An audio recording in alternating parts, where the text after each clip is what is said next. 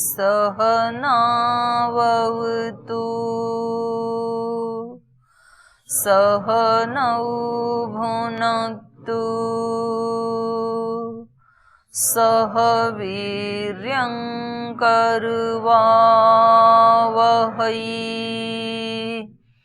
तेजस्विनावधीतमस्तु मा विद्विषावहै।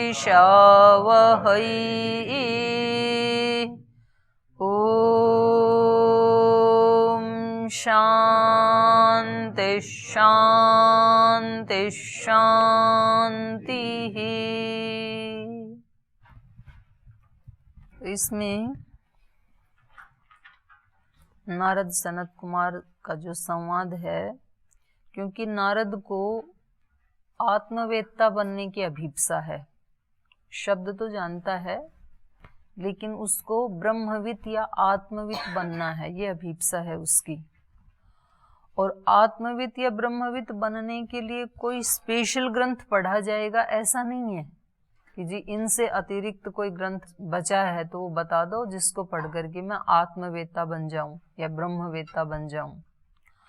और उसके लिए किसी एक विशेष मंत्र की कोई साधना करनी है, उसकी सिद्धि पानी है, उससे आत्मवेत्ता बन जाएगा, ऐसा भी नहीं है। आत्मवेत्ता बनने के लिए क्या करना पड़ता है साधक को? हर छोटी से छोटी वस्तु में भी उसको उसी ब्रह्म की अनुभूति करनी होती है। तो शुरू में उसको मानना पड़ता है गुरुजनों से कि इसमें भी ब्रह्म है, और मानने के फिर उस बाद उसको जानना पड़ता है। और जब वो स्वयं जान लेता है तो फिर उसको कोई संशय नहीं रह जाता है। तो मान करके पहले ये इनको ट्रिक बता रहे हैं कि ऐसा नहीं है कि आप कोई और एक ग्रंथ पढ़ लें और उससे आप आत्मवेत्ता बन जाएं, उससे आप शोक से तर जाएं, ऐसे कोई उपाय नहीं है। उपाय यही है कि आप हर चीज में उसी को ही जानो, चाहे अन्न है या जल है या मतलब पहले तो ब्रह्मांड में सब जगह दिखा रहे हैं उसी को ही, और ब्रह्मांड के साथ साथ पिंड में भी दिखा रहे हैं, क्योंकि हमारा सुबह से शाम तक का जो जीवन है, जीवनचर्या है, उसमें हमारा ब्रह्मांड के साथ भी संपर्क होता है। अग्नि जल वायु पृथ्वी आकाश 5 भूतों के साथ भी हमारा संपर्क होता है। तो उसके प्रति भी सजग रहें हम। किस समय हम प्राण ले रहे हैं, किस समय हम प्राण छोड़ रहे हैं, किस समय हम आकाश में गमन कर रहे हैं, आकाश में बोल रहे हैं, आकाश में सो रहे हैं, आकाश में बैठ रहे हैं, आकाश में चल रहे हैं, और कैसे हम सूर्य से जिंदा हैं, कैसे हम अग्नि से कितनी सारी हमारे कार्य हो रहे हैं। तो 5 भूतों के संपर्क में रहते हैं पर हम सजग नहीं होते हैं उनके प्रति। और इतना सा भी जान लें कि इनका है हमारे जीवन में महत्व, तो भी उसकी तह तक नहीं जा पाते हैं कि वास्तव में इसके पीछे भी कौन है। ये जो सूर्य जल रहा है इसके पीछे भी कौन है, किसकी शक्ति से ये जल रहा है, किसकी शक्ति से ये वायु बह रहा है, ये सब किसने बनाया। तो वहां तक हमारी नहीं होती है अनुभूति। और ऐसे ही फिर पिंड में विचार से लेकर के, संकल्प से लेकर के, भाव से लेकर, स्मृति से लेकर, तो एक एक हमारी क्रिया की तरफ, वाणी से लेकर, शब्दों से लेकर, खाने से लेकर, अन्न से लेकर, जिसको खा रहे हैं उस अन्न से लेकर, फिर वो अन्न भी कैसे पैदा हो रहा है उस जल से लेकर, फिर वो जल भी कैसे पैदा हो रहा है उस तेज को लेकर। तो ऐसे हर समय ब्रह्मचारी होता ही वो है जो हर समय ब्रह्म में विचरण करता है। ब्रह्मचारी वो नहीं है जो शादी नहीं करता और सफेद कटी वस्त्र पहनता है। ब्रह्मचारी वो है जो प्रतिपल ब्रह्म में विचरण करता है, हर जगह वो ब्रह्म की ही खोज करता है।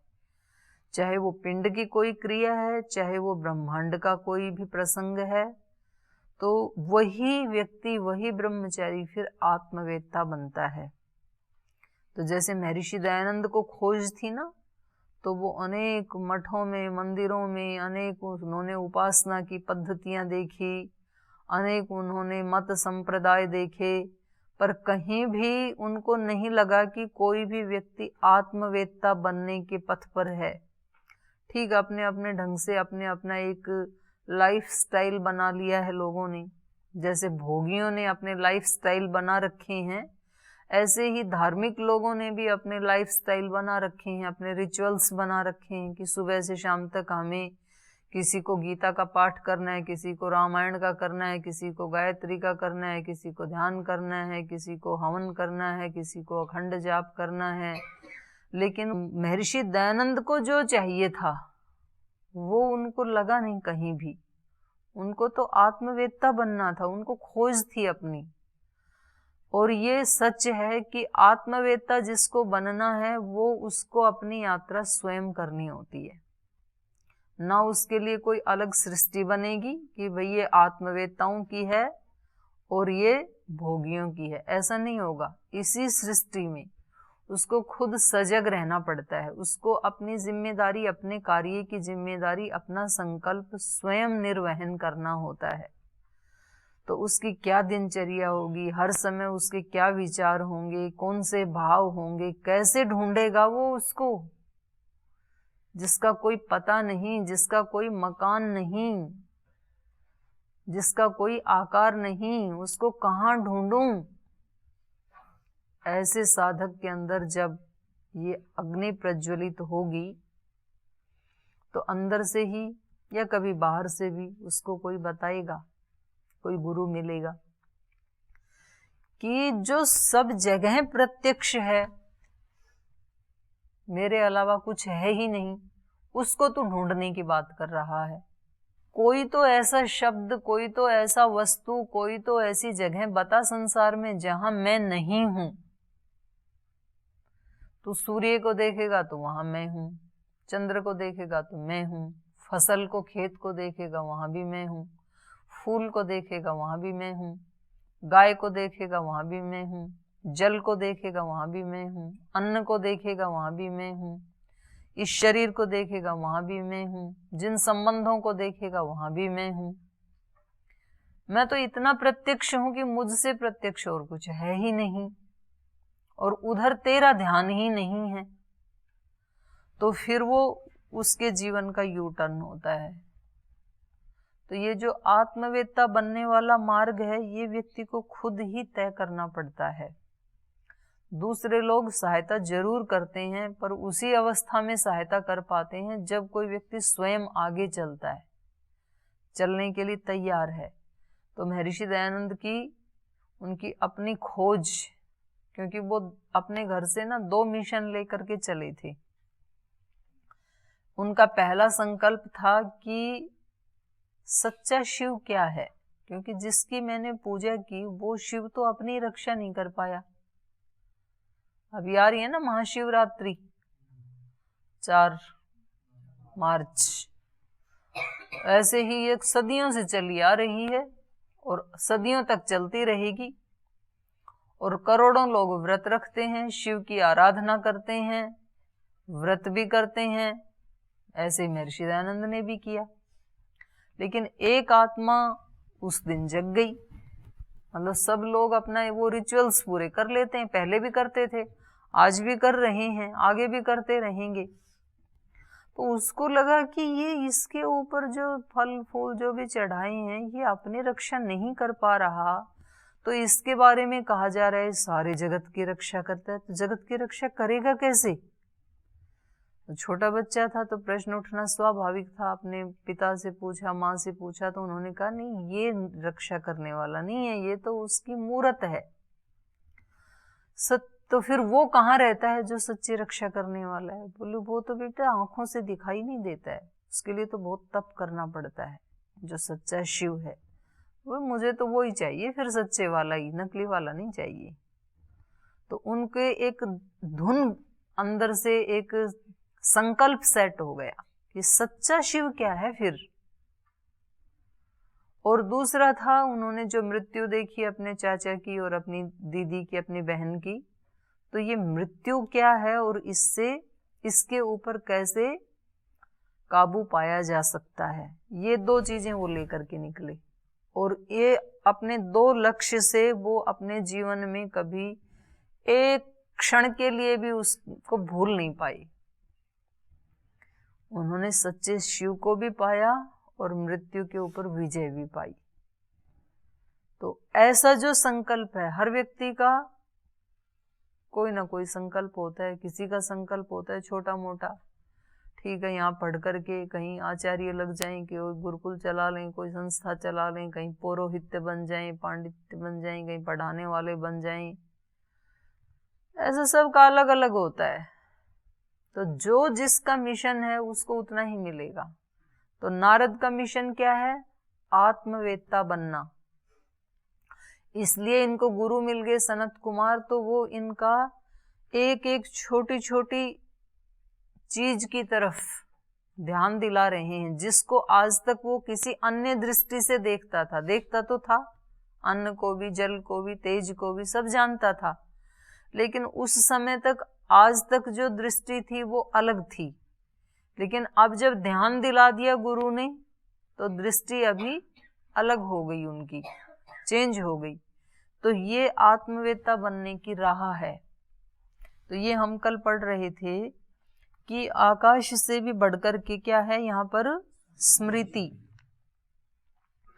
तो ये कह रहे थे कि जो इस स्मृति को भी, अभी स्मृति कहने को अब हम सब के पास स्मृति है, और सनत कुमार क्या कह रहे हैं कि जो इस स्मृति को भी ब्रह्म समझ करके, क्योंकि यदि स्मृति नहीं है हमारी, आप सोचिए थोड़ी देर के लिए, यदि हमारी सारी स्मृति चली जाए तो फिर हम कैसे हो जाएंगे? पशु से भी बुरे हो जाएंगे। उसको थोड़ी तो स्मृति है कम से कम। तो ये मतलब हमें क्या कितनी अच्छी चीज मिली हुई है, ये साक्षात ब्रह्म ही है। तो ऐसे तो हमारा ध्यान कभी गया ही नहीं कि स्मृति ब्रह्म कैसे हो सकती है। तो इन्होंने इनका ध्यान दिलाया कि इस स्मृति को भी तू ब्रह्म समझ करके इसकी उपासना कर। फिर अभी ये समझना बाकी है, ये बताते जा रहे हैं सब जगह, इसकी उपासना कर, उपासना कर। ये उपासना क्या है? कैसे उपासना करें स्मृति की? कैसे उपासना करें अन्न की, जल की? तो ऐसे ये चिंतन जितना जितना बढ़ेगा जिस साधक का, उतनी उतनी उपलब्धि उसके हृदय में प्रकाश होता चला जाएगा। तो स्मृति से आगे हम पाठ को बढ़ाएंगे। उससे पहले आपका कोई प्रश्न है तो आप पूछ सकते हैं जी। ओम दीदी जी, इन्होंने जब स्मृति की बात की तो स्मृति से हमें चित्त का एक पता चलता है कि चित्त में कुछ होगा तो स्मृति होगी। लेकिन इन्होंने चित्त को इतना ऊपर बता दिया है और उसके बाद फिर स्मृति का अभी वर्णन आ रहा है। बहुत बीच में बहुत सारी, जैसे ध्यान, विज्ञान, बल, अन्न, जल, तेज, आकाश, ये सब आने के बाद फिर स्मृति की बात कर रहे हैं। तो स्मृति को इतना ज्यादा मतलब ऊपर क्यों दिखाया, जबकि ये तो होती चित्त में ही है? चित्त में तो होती है, लेकिन चित्त भी तो फिर आकाश में है। इन्होंने इससे ठीक पहले क्या बताया? आकाश। आकाश जो है वो तेज से भी बड़ा है, और तेज से भी पहले क्या था? जल, और जल से भी पहले अन्न, और अन्न से भी पहले बल, बल से भी पहले, और विज्ञान से भी पहले, और ध्यान से भी पहले। तो वहां आया है चित्त। तो वहां चित्त का मतलब जो आप चित्त कह रहे हैं वो चित्त नहीं है। वहां पर चित्त का मतलब है समझदारी, मतलब एक अवेयरनेस। और आप जिस चित्त की बात कह रहे हैं जिसमें स्मृति रहती है, वो एक इंस्ट्रूमेंट है। और वहां जो चित्त कहा जा रहा है वो एक अवेयरनेस, सजगता है कि भाई जब चेतेगा आदमी, जिसको कहेंगे चेत जाओ, मतलब समझ जाओ। तो वहां समझ की बात कही जा रही है। और यहाँ जो आप पूछ रहे हैं वो चित्त अलग है, उस चित्त की बात वहां पे नहीं है। जी, तो पहले ये पूरा कर लेते हैं। तो यहाँ इन्होंने बताया फिर कि देखो इन सब से लास्ट वाला ही ले लेते हैं। जल से भी बड़ा तेज है, तेज से भी तेज भी फिर कहाँ रहते हैं? आकाश में रहते हैं। और आकाश से भी बड़ा फिर स्मृति है, क्योंकि सब जो हम व्यवहार करते हैं वो आकाश में ही करते हैं। बोलना, चलना, सुनना, प्रत्युत्तर करना, हमारे जितने भी दिन भर के व्यवहार हैं वो सारे आकाश में हो रहे हैं।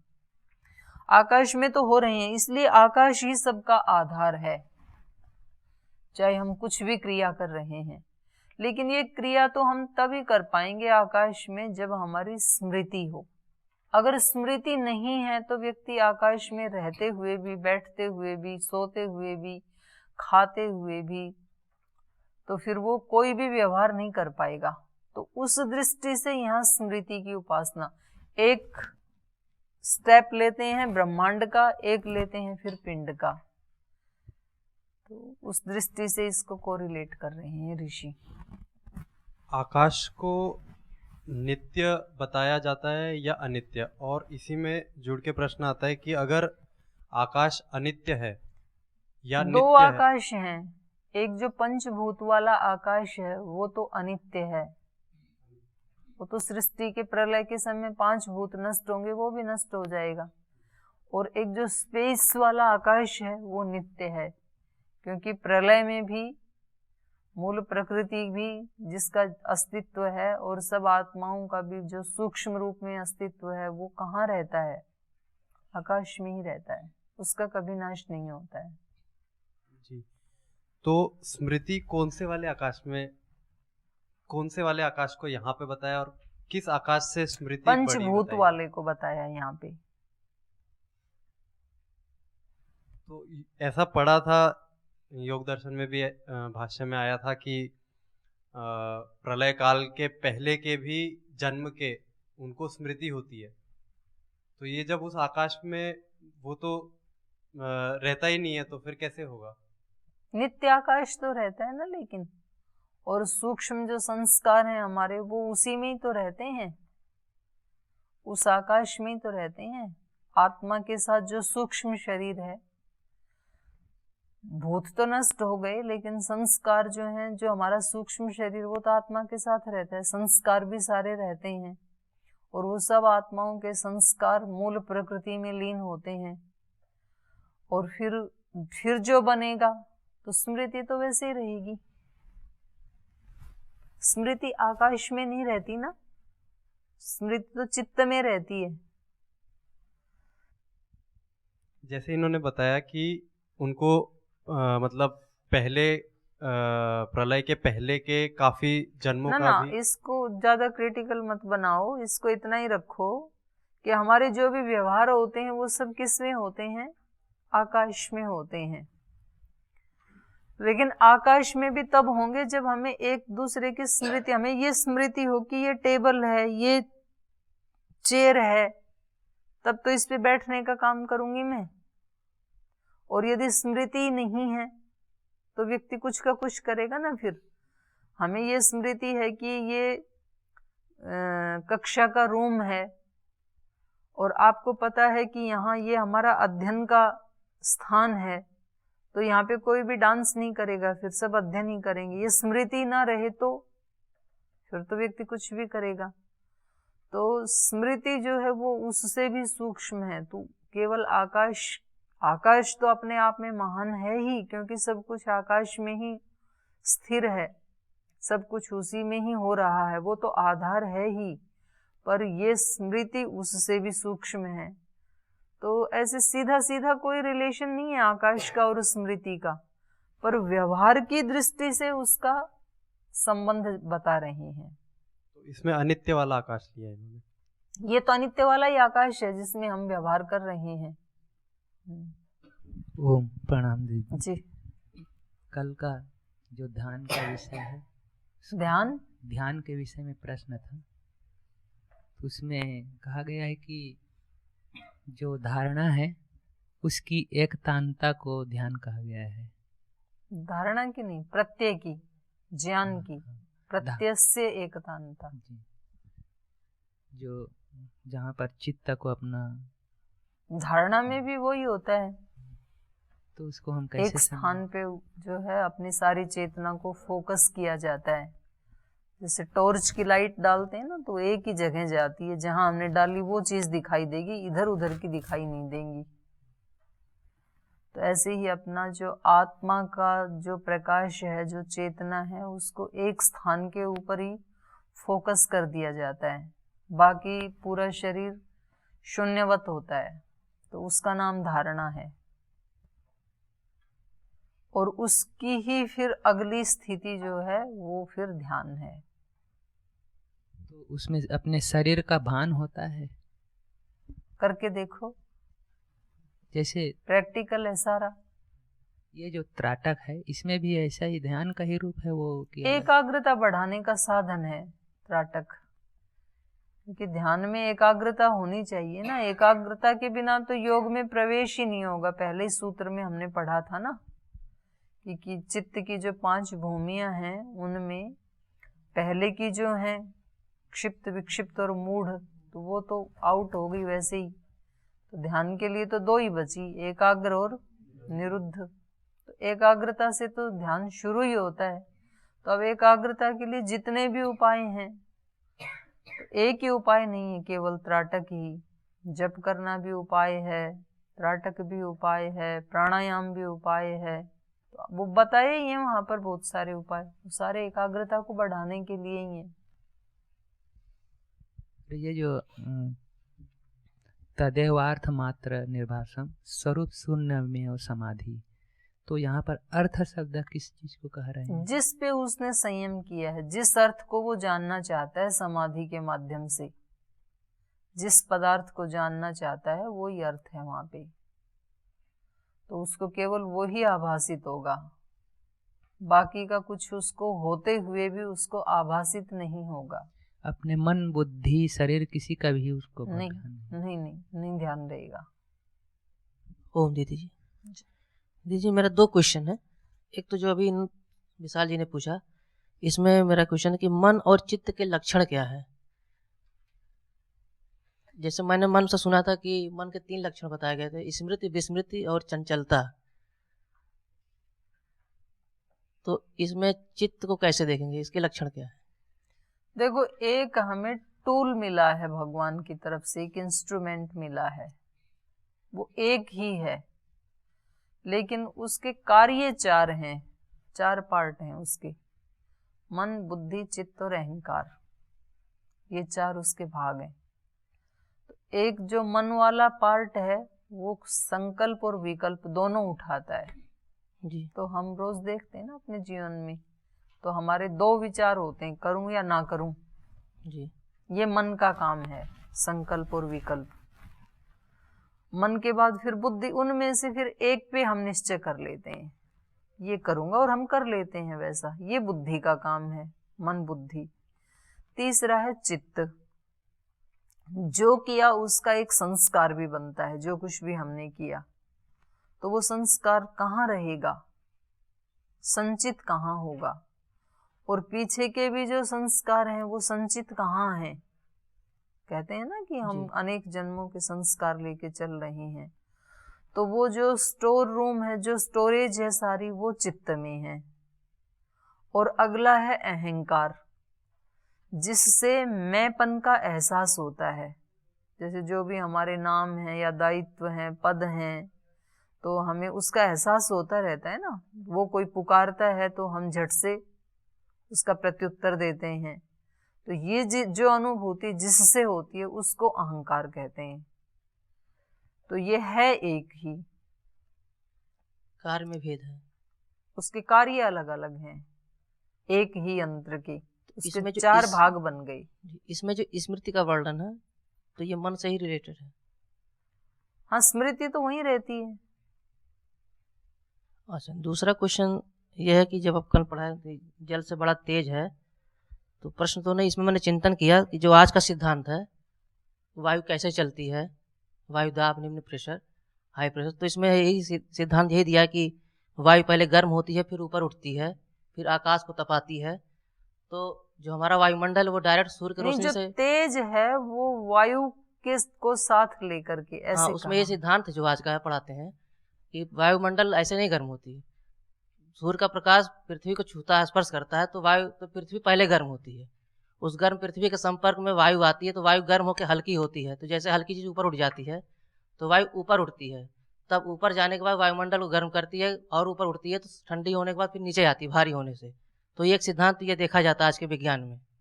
तो वही मैं कल सोच रहा था कि ये सिद्धांत जो आज का चल रहा है इससे रिलेटेड है, और इसी सिद्धांत पे नल से जो पानी निकलता है इसी सिद्धांत वायुदाब पे ही है। तो पहले ही तो ये उपनिषद में विज्ञान है, ऐसा मान सकते हैं। अगर आपका उससे ठीक ठीक संपर्क हो रहा है, क्योंकि साइंस के का जो सिद्धांत है उससे तो मैं परिचित नहीं हूँ कि वो ऐसा ही है या इससे अलग है, लेकिन आप जैसे बता रहे हैं, आप जो जानते ऐसा मैंने हैं पढ़ा है और ऐसा ही यदि है तो फिर निश्चित रूप से फिर उसकी टैली हो रही है।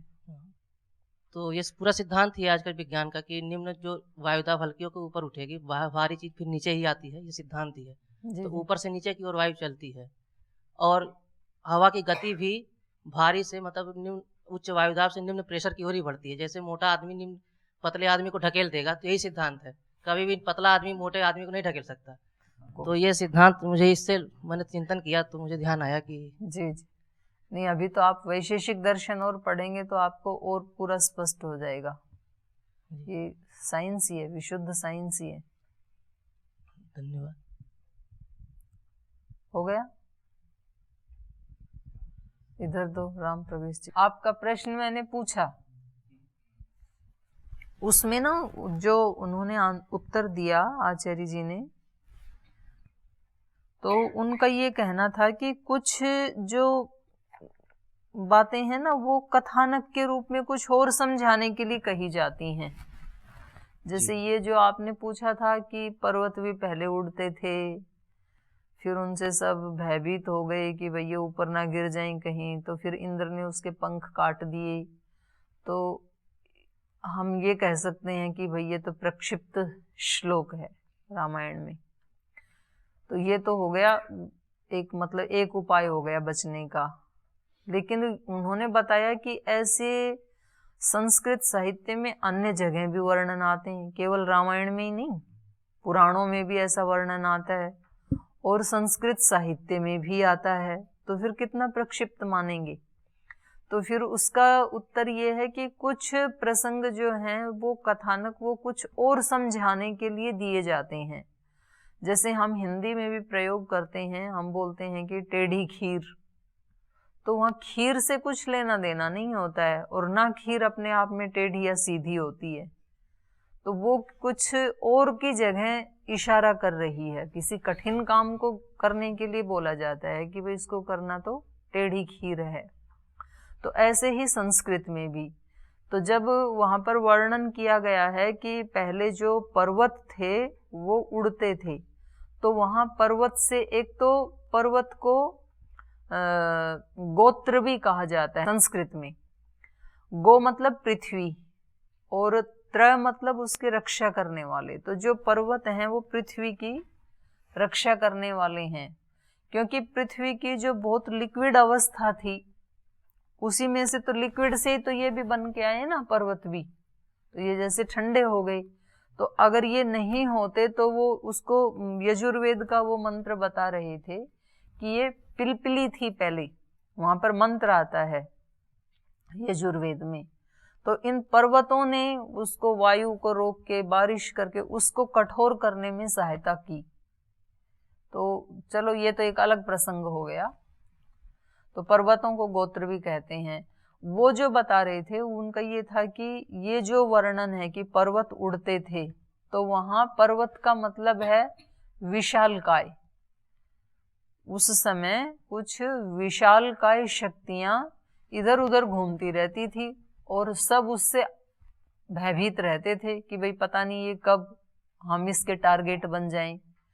तो फिर इंद्र ने उनके पंख काट दिए। तो अब ये जो विशालकाय, आज की भाषा में यदि हम देखें तो हम उनको आतंकवादी कह सकते हैं। उस समय की भाषा में कहें तो उनको असुर कह सकते हैं, जो विशालकाय होते हैं, और वो इधर उधर घूमते रहते हैं। तो सब लोग उनसे आतंकित रहते हैं कि भाई पता नहीं ये कब हम इसके टारगेट बन जाएं, ये कब किसको उड़ा दें। तो फिर इंद्र ने क्या किया, उनका पंख काट दिया। तो इंद्र कहते हैं राजा को और इंद्र कहते हैं आत्मा को, दोनों के लिए इंद्र शब्द का प्रयोग किया जाता है।